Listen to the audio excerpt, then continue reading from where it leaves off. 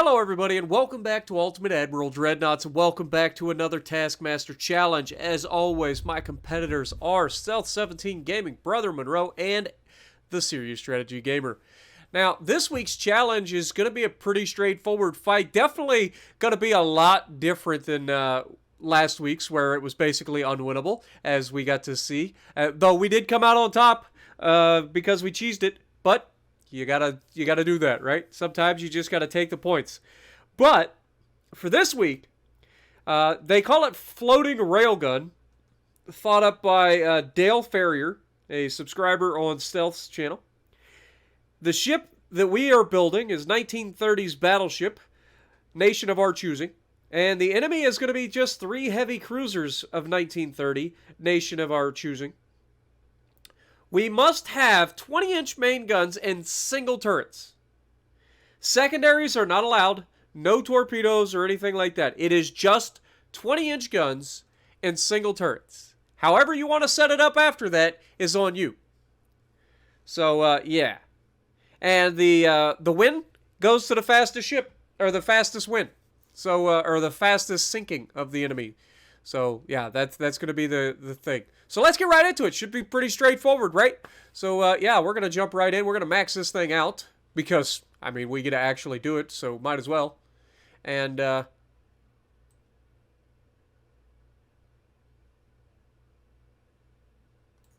it's interesting. I haven't actually paid attention to the changes, but as you can see, we can build up to 132,000 tons of battleship here. We're going to need that for our fight. Now, obviously, going up against heavy cruisers, not going to need the most armor in the world, so we're gonna fill it up with firepower.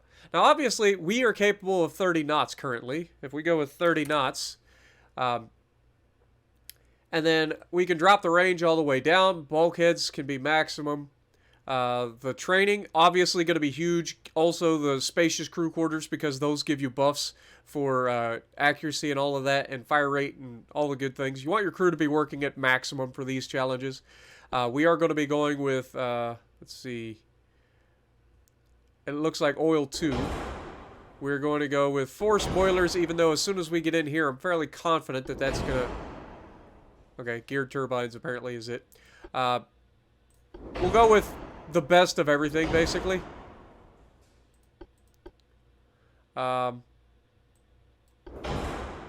We don't really need it, but we're going to do it anyway.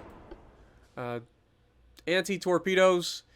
There's a chance that we go up against quite a few torpedoes, so I guess we might as well roll it. Again, it's not going to be that big a deal. Well, the main things we're going to be looking forward in this one for is we're going to be looking for trying to get our guns to handle as good as they can possibly handle. And then obviously the survivability aspect is kind of, no one really cares after that. So we're going with that. We will change armor as needed, but for main tower, obviously the best main tower that we can get. The best secondary tower that we can get. And then of course, funnels, we're going to need at least mega funnel. Let's see where that puts us. That's 50.2. We could go with 2 of these, which would be quite expensive, weight-wise. So what does this give us? This gives us 75. This takes us up to 80. So do we go with 2 of these, which would be 2,600 tons? I think that's really the only option, because these aren't going to give you enough. Like, if we go with this, this is not going to give us enough. That's 53%. So I think we just go with 2 of these. Go 2 funnels. There you have it. Main guns. So we're going to have 20-inch guns, obviously. You have to have 20-inch guns, and they have to be single turrets. So we have to go single-barrel turrets. We throw one there. We throw one there.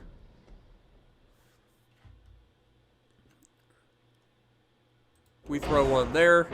And then we need some barbettes. So if we go like... I think it has to be a huge superimposed barbette. So I think that's going to be a thing.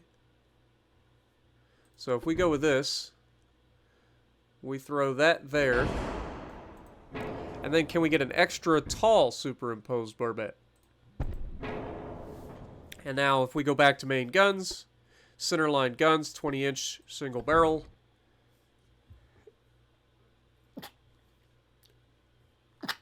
Sorry, had to sneeze. Bless America.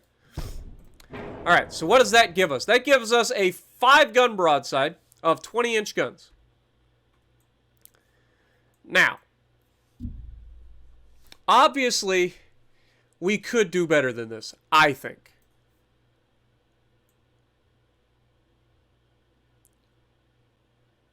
But we kind of want to give our pitch and roll is pretty good at the moment. And that's what I'm concerned about. So how can we make these better? So obviously we've got great firing angles with this gun turret. As you can see, can pretty much fire everywhere except directly over. Oh! God, I hate that about this game. Stop! Just stop with your bullcrap. God, that's so frustrating. Okay. We have a slight 4-weight offset. But you can see, can't quite shoot over the rear turret. Or the rear. This one can shoot over this one. This one can't quite shoot over this one. Which is really unfortunate. I was kind of hoping we could get away with that. But we have pretty good pitch and roll. So we're good there.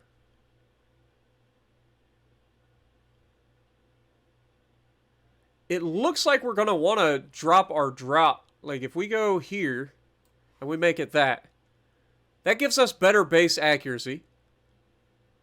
Does reduce our ship's ability to do like turning and speeding up and all of that.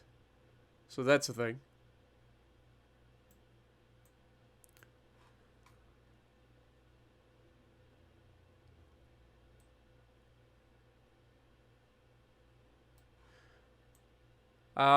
We are going to be sitting quite low in the water, but if that helps with our ability for like base accuracy, like you can see the width of the hull I know is big because that makes it a more stable gun platform. And then obviously we can move this back a little bit to help with the weight. So we can do something like that. And that gives us a 5-gun broadside of 20-inch guns. Now, is there a way to get more than this? I don't really... I mean, other than using wing turrets, but wing turrets is just going to add weight. It's going to make your ship more unstable. You're going to end up incurring more accuracy bonuses, or debuffs, I think.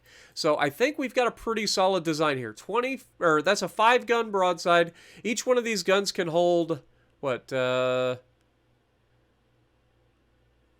90 shells per gun. So we're going to have plenty of ammo. Now, the thing that we want to do next, obviously we got to add some barbettes, armor there. We want to also go in and change our shells. So we're going to be loading for maximum HE. Okay? Because I feel like our HE is going to be better for us in this sense. These shells are way too big for a normal heavy cruiser. Like, we are not going to be getting... We're going to be overpinning is what I'm saying. So if we go with maximum HE, and then we go with a variant of high-capacity HE shells, which adds a mixture in the bursting charge that makes it especially incendiary. Shell is very light with little penetrating ability and is designed to explode on impact, making it effective for incapacitating destroyers and other light warships, or cause endless fires to heavily armored battleship. Okay, so we could go with that. Or we go with a high-capacity, which have thinner walls to carry more explosive charge and thus are lethal against lightly armored ships. The short delay fuse in most cases will cause the shell to detonate immediately on impact, so these shells are not expected to penetrate thick armor but to destroy the surface of a ship. If we go with a nose fuse, a common nose fuse shell, percussion fuse located in the nose, the short delay on the fuse is designed to cause detonation of shell almost at the time of impact, reducing its penetration effect, but increasing its incendiary capability as the shell has more chances to explode into smaller fragments and damage the ship's surface. Again. And then, of course, base fuse. gives a little bit more penetration. So common pointed shells have a solid nose and a percussion fuse on the base of the shell, delaying the detonation upon impact, and thus increasing the chance of penetrating a ship's steel protection before exploding. The shell's thin walls allow inside a higher load of explosive compared to an AP shell that is heavier and denser. So this reduces our overall range, but I mean, we're a 20-inch gun and we're starting at 12,000 meters. So the range isn't an issue. Soft cap, a common pointed shell which has an extra soft cap on the nose, which helps it to penetrate further into a steel plate before detonating. A CPC shell has higher penetrating power than a typical AG shell, but carries a slightly lighter bursting charge, which is a plus 2% HE gun range. Gives you a little bit more penetration for an HE shell. And I think that's where we're going to go with. Capped ballistic, I think, will be overpinning. So I don't want to go quite that far. But if we go with this, go with a soft capped fuse, we go with a super heavy shell. We set up for tube powder, which is going to give us the best possible reload out of our thing, because again, we're going for the speed, the time it takes to sink the ships. So we go with that, and then obviously we want to go with HE fire and shell damage here. So let's look and see what we got.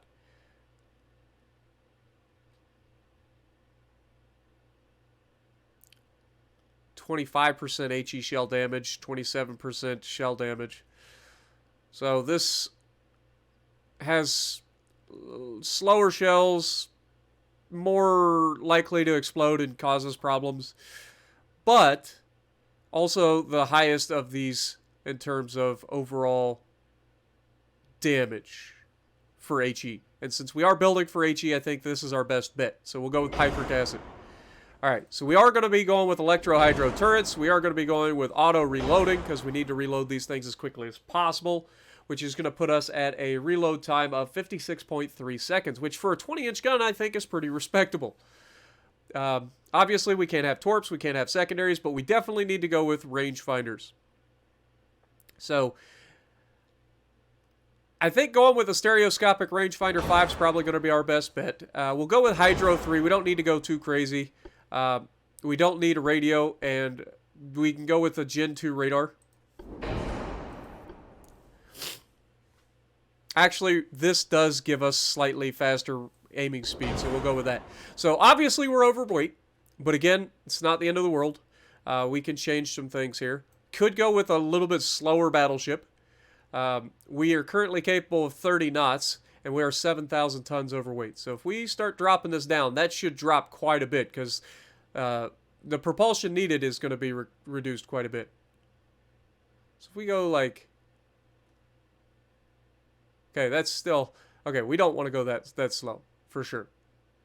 Alright. So let's just go back up to 30 knots. So a 30-knot battleship with everything that we currently have. We are overweight. Of course, if we go slower, we could potentially drop this down. Like, this gives us 67%. So if we take that off, that gets us a little bit closer. And then we drop it from 30 knots. Let's go 25 knots. That gets us within 4,000 tons.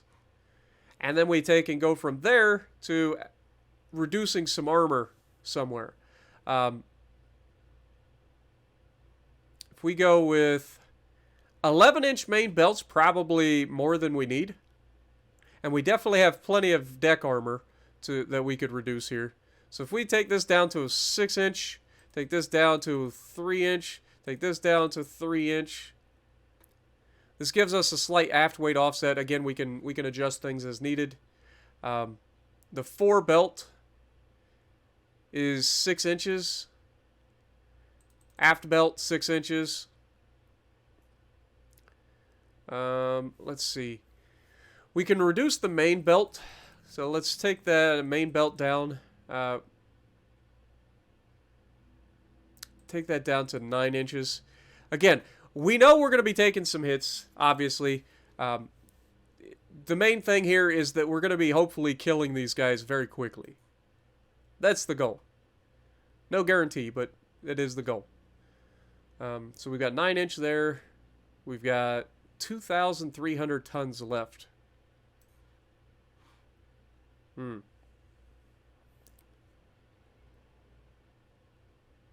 Could go ahead and drop some of the armor off of the turrets. Go with like 15-inch there. Go with like 6 inches there. That gets us much closer. 13 inches on the conning tower. Deck armor shouldn't be that big of a problem. So let's go down to like 2-inch in the rear.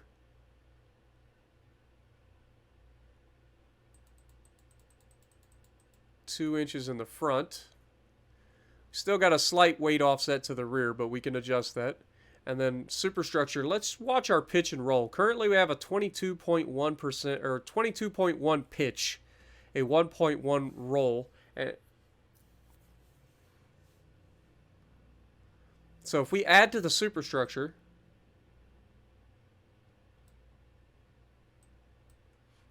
oh yeah, we're way overweight again. I forgot about that.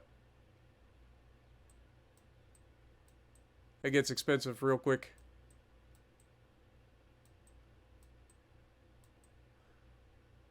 Let's reduce that.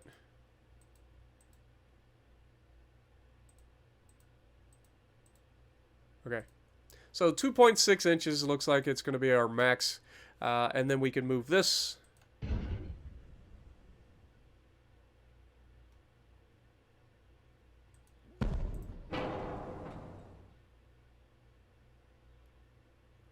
And then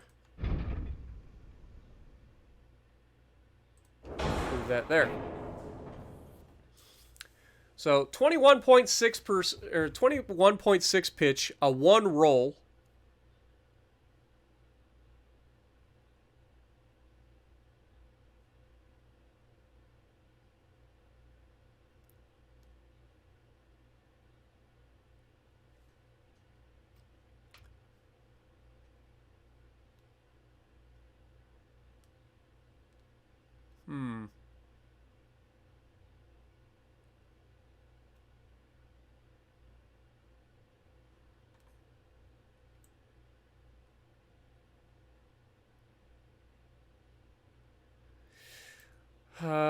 I think that's about as good as we're going to get, honestly. I can't think of anything else that would make this a little bit better. The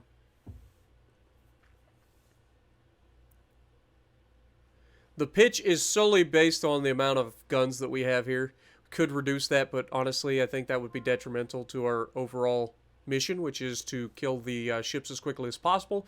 So I think that's where we're going to go. We will keep the name Texas for this. I think that's a pretty solid little name for this ship. It is massive, so seems like a great idea. And yeah, let's go with it. So here we go. I think that, yeah, let's just get into it. No need to dilly-dally. Let's go. Hopefully we're going right towards them.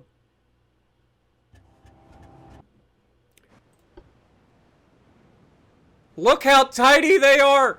They're so tiny! Look at the size of our ship in comparison to their heavy crew. They have no chance. They have absolutely no chance. Let's go ahead and drop that down, get our bonuses. You can see the guns are turning. They've already hit us. They've got partial pins.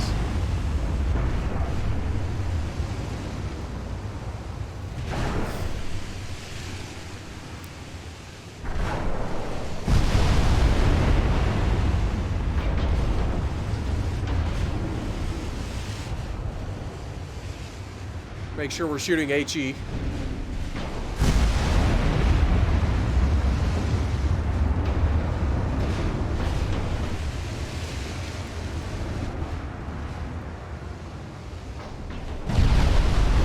There we go.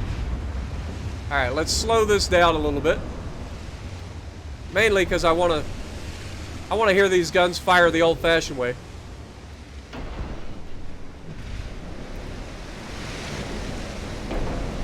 She's a big girl.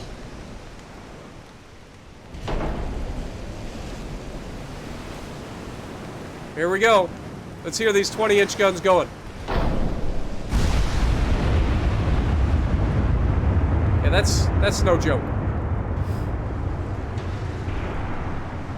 We haven't landed a shot yet, which is unfortunate. I would have expected a little bit better accuracy out of these. Like, we've got all of the buffs over here.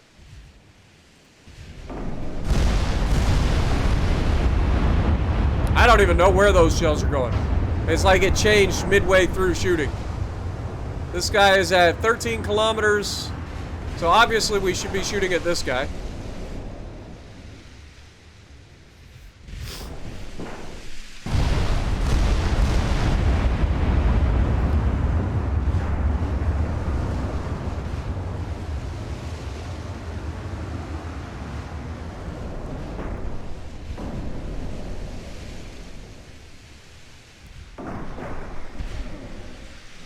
Not gonna lie, I'm slightly worried that we haven't actually landed a hit yet.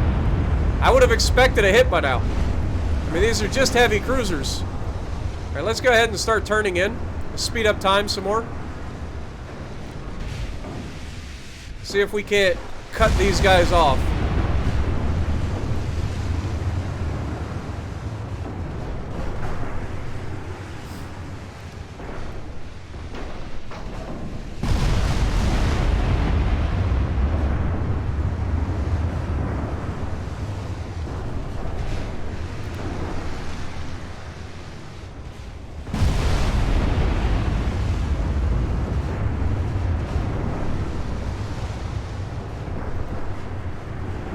Keep turning.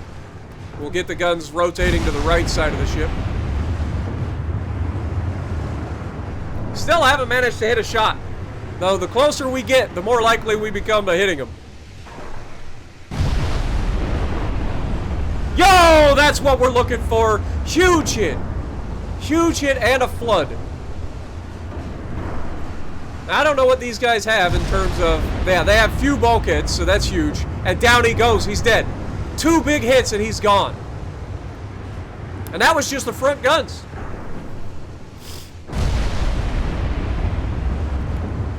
You can see once we got in range to actually hit these guys, in terms of being able to reliably hit them, they don't last very long.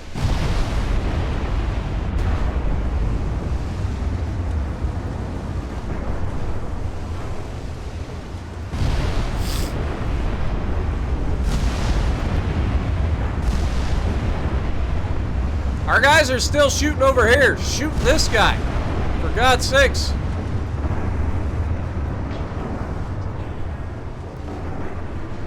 Like, we're only 5.5 kilometers away. There we go. That's what we're looking for.